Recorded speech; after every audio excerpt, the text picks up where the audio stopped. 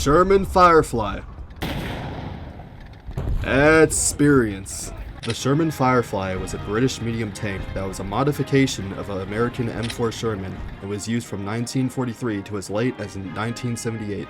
Being based around the M4 Sherman, it had the same armor protection as its counterpart, with there being 51mm on the front and 38mm on the side and rear, while also having 76mm on the front mantlet and 51mm all around. Starting in early 1943, the British was looking into tanks that could pack more of a punch, as the main tanks within their armor brigade was a mix of Crusader tanks and infantry tanks. The idea of mounting a powerful 17-pounder cannon into a Sherman was deemed to be way too ambitious, as the turret of the M4 was too small and to result in a complete redesign. But in the end, it would be approved by British High Command as it was cheaper to modify a tank you already had a plentiful amount of. The 17-pounder could fire 5 different types of shells, with the first being an AP shell with 168mm of pen. The second, an APC shell with 168mm of pen. The third, an APC-BC shell with 187mm of pen. The fourth, a smoke shell with 3mm of pen.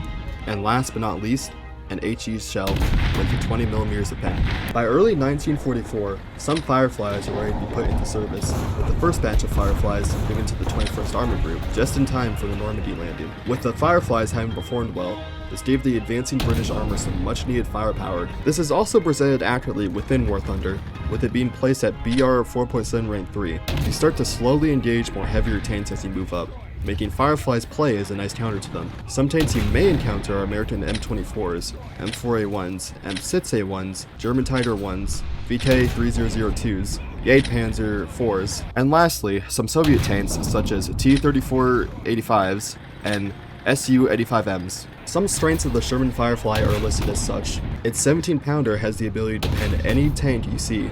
Just like most Shermans, it has a 50 cal on top to deal with light tanks or low-flying planes. And lastly, if you're lucky enough, you can bounce or ricochet some incoming shells. However, with this, the Sherman Firefly comes with its own weaknesses, such as having mostly AP shells, it lacks any explosive filler within its shells.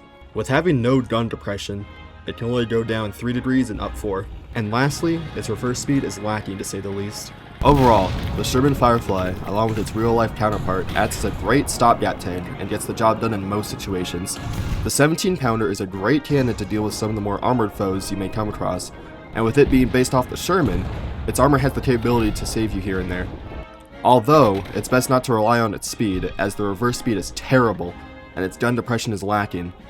With all this in mind, Chip says that he would give the Sherman Firefly a 7 out of 10.